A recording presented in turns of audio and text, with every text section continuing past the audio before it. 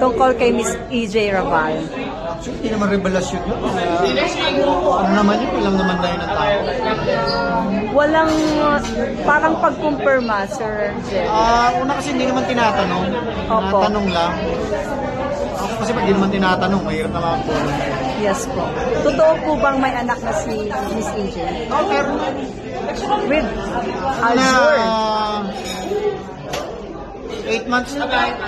Ano po, girl and boy? Lalaki. 8 months, 9 months. 9 months yung bunso. Yung bunso.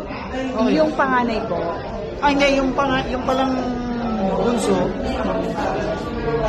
2 months. 2 months Yung isa, 1 year. 1 year. So yung pangalan niya po is girl or boy? Yung babae sa lalaki, pangalan niya sa Alpina. Pangalan ng lalaki, tinatawag ko lang, Al Junior. Al Junior. Wala, natanong na niya kanina. Akin yan, Sir Jerry, exclusive ko. So how do you feel being a lolo sa anak ko ni EJ and ni Aljun? Sanay naman ako sa mga apo-apo. 15 na yung apo ko eh. Excited to be called lolo dahil manda na ako, hinabili ko lagi. Ang tawag lang sa akin ay Tatay Eric. Bakit ko Eric, Sir? Yun ang pangalan ko kasi talaga. Eric, hindi mo ako Jerry. So, ano po, nakakasama niyo po ba yung apo mo kay Dalas, EJ? lahat naman ng apo ko lahat.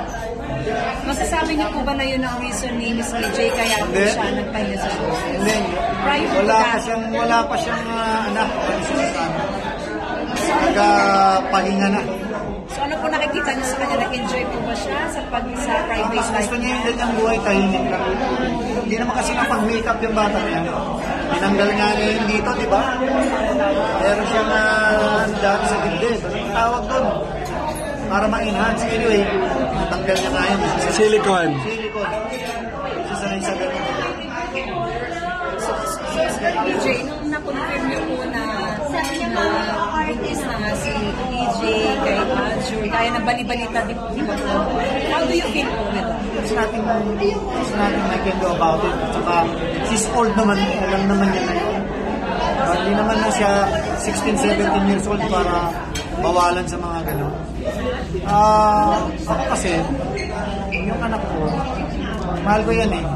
Lumaki yan sa dibdib ko. Kung saan siya masaya na ako. Kung siya masaya siya, happy ako. Kamusta po yung relationship niya ni Azure? Okay naman. Okay naman ang relasyon. Para lang kaming magbarkado. Advice niyo po sa kanya para po, syempre babae po yung sa inyo eh. Hindi ko naman sinasabi yun sa mga ibang hindi. Mahalin mo na yung anak ko sapat na. Ano po ang ano niya? Ano po ang sinabi niya po sa inyo? Pangako niya po sa inyo? Parang kaswal lang ang usap namin. Mabuhay magkala. Parang malaki sa nangyari. Paano ako naman hikan ng araw? Ganun. Sinabi rin niya yung sinabi ko nung araw sa magulang niya. So, mabuhay magkala. Talaga ko yung anak niyo. Mahal ko naman yung anak niyo. Actually, matagal na sila. Picture lang siya. For the past. Advice niyo po sa pagsasama niyo? Sa pagsasama niyo, alam mo, ang buhay yung mag-asawa, pagsasama. Although hindi pa sila kasal. Give and take lang yan. Give and take, tsaka dawakan yung pag-unawan. Lalo na sa babae. Sabi ako naniniwala ako nagdadala ng relasyon lalo yung babae.